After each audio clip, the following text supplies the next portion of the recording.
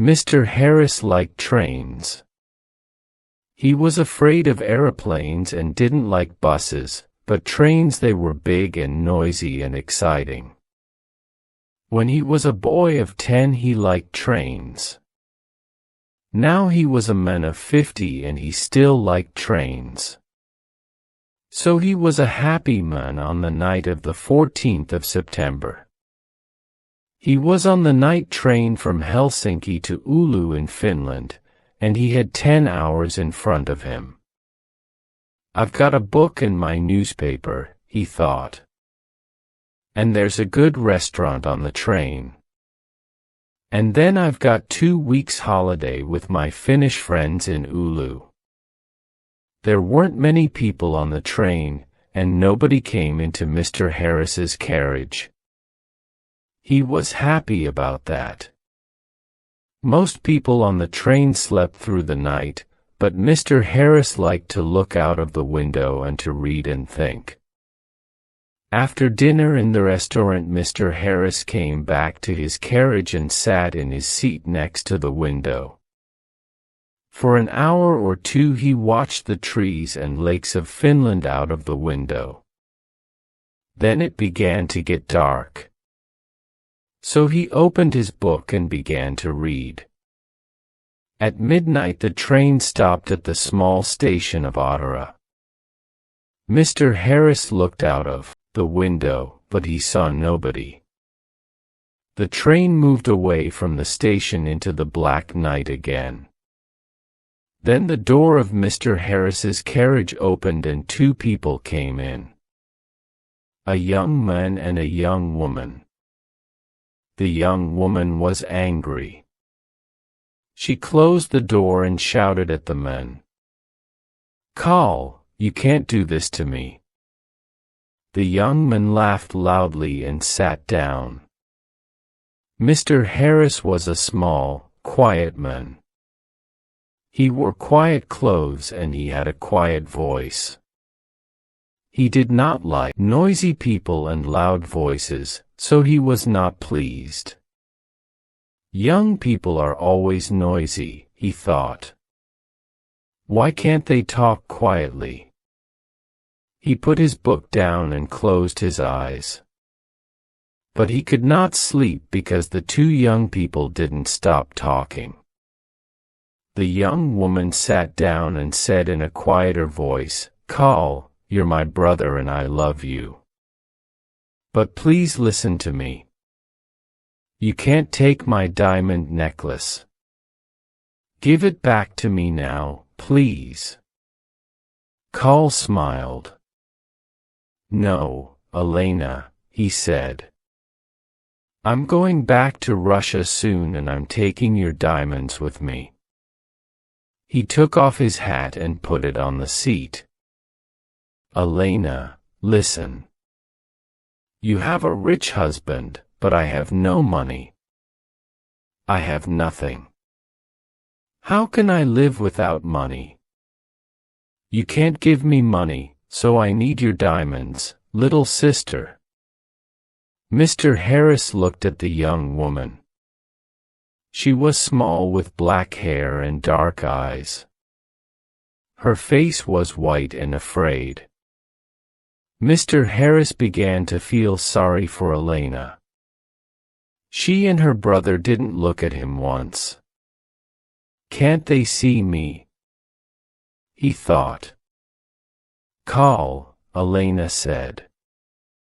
Her voice was very quiet now and Mr. Harris listened carefully. "You came to dinner at our house tonight and you went to my room and took my diamond necklace. How could you do that to me? My husband gave the diamonds to me. They were his mother's diamonds before that. He's going to be very, very angry and I'm afraid of him." Her brother laughed. He put his hand in his pocket, then took it out again and opened it slowly. The diamond necklace in his hand was very beautiful. Mr. Harris stared at it. For a minute or two. Nobody moved and it was quiet in the carriage. There was only the noise of the train, and it went quickly on through the dark, cold night. Mr. Harris opened his book again, but he didn't read it. He watched Carl's face with its hungry eyes and its cold smile. "What beautiful, beautiful diamonds," Carl said. "I can get a lot of money for these." "Give them back to me, Carl," Elena whispered. "My husband's going to kill me. You're my brother. Please help me. Please." Carl laughed again, and Mr. Harris wanted to hit him. "Go home, little sister," Carl said. "I'm not going to give the diamonds back to you. Go home to your angry husband." Suddenly there was a knife in the young woman's hand, a long, bright knife. Mr. Harris watched with his mouth open. He couldn't speak or move. "Give the diamonds back to me," Elena cried, "or I'm going to kill you." Her hand on the knife was white. Carl laughed and laughed. "What a sister," he said. "What a kind, sweet sister." "No. They're my diamonds now. Put your knife away, little sister." But the knife in the white hand moved quickly, up, then down. There was a long, terrible cry. And Carl's body fell slowly onto the seat. The color of the seat began to change to red, and the diamond necklace fell from Carl's hand onto the floor. Elena's face was white. "Oh no," she whispered. "Carl, come back. Come back. I didn't want to kill you." But Carl didn't answer, and the red blood ran slowly over the floor. Elena put her head in her hands, and again in the carriage there was a long, terrible cry. Mr. Harris's face was white, too. He opened his mouth, but he couldn't speak. He stood up, and carefully moved to the door. The young woman was quiet now. She didn't move or look up at Mr. Harris. In the corridor, Mr. Harris ran. The guard was at the back of the train, and Mr. Harris got there in half a minute. Quickly, Mr. Harris said, "Come quickly, an accident. A young woman. Oh dear. Her brother is dead." The guard ran with Mr. Harris back to the carriage. Mr. Harris opened the door, and they went inside. There was no dead body of a young man. There was no young woman. No blood. No knife. No diamond necklace. Only Mr. Harris's bags and his hat and coat. The guard looked at Mr. Harris, and Mr. Harris looked at him. But Mr. Harris began. "But they were here. I saw them. She, the young woman, she had a knife, and she killed her brother." "A knife, you say?" the guard asked. "Yes," Mr. Harris said quickly.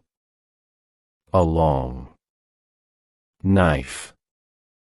And her brother took her diamonds." "So she, diamonds," the guard said. "Was the young woman's name Elena?" he asked. "Yes, it was," Mr. Harris said. "How do you know that? Do you know her?" Yes. And no. The guard said slowly. He thought for a minute. Then looked at Mr. Harris. Elena de Saronelli, he said. She had dark eyes and black hair. Very beautiful. She was half Italian, half Finnish. Her brother was a half-brother. They had the same father, but his mother was Russian, I think. Was. Had. Mr. Harris stared at the guard. But she. Elena, she's alive. And where is she? Oh no. Said the guard. Elena de Saronelli died about 80 years ago. After she killed her brother with a knife, she jumped off the train and died at once. It was near here, I think. He looked out of the window. Into the night. Mr. Harris's face was very white again. 80 years ago, he whispered. What are you saying? Was she and her brother? But I saw them. Yes. That's right. The guard said. You saw them, but they're not alive. They're ghosts.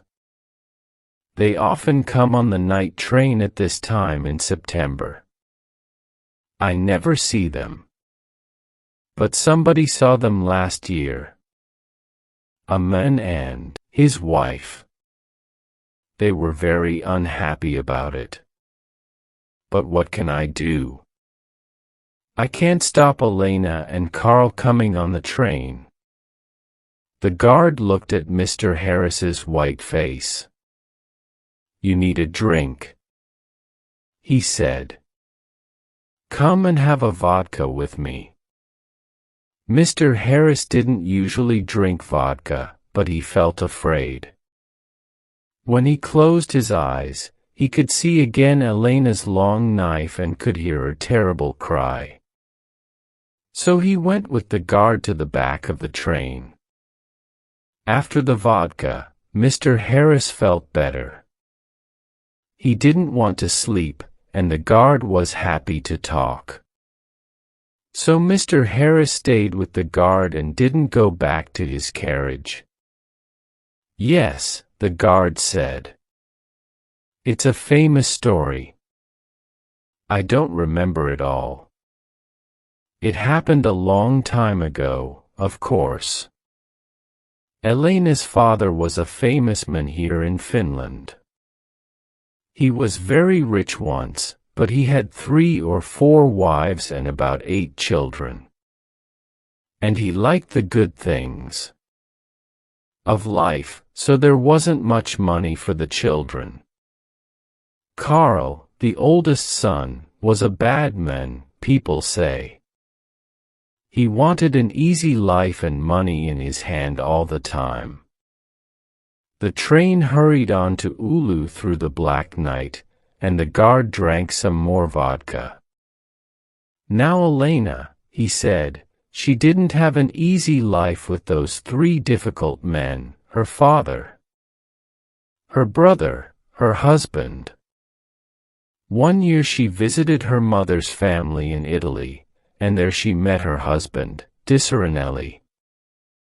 He was rich, but he wasn't a kind man. They came back to Finland, and Carl often visited their house. He wanted money from his sister's rich husband. Elena loved her brother and gave him some money, but Disaronelli didn't like Carl and was angry with Elena. He stopped giving her money. And after that, well, you know the story now. Yes, Mr. Harris said, poor, unhappy Elena. Mr. Harris stayed with his friends in Oulu for 2 weeks. They were quiet weeks, and Mr. Harris had a good holiday. But he took the bus back to Helsinki. The bus was slow, and there were a lot of people on it. But Mr. Harris was very happy. He didn't want to take the night train across Finland again.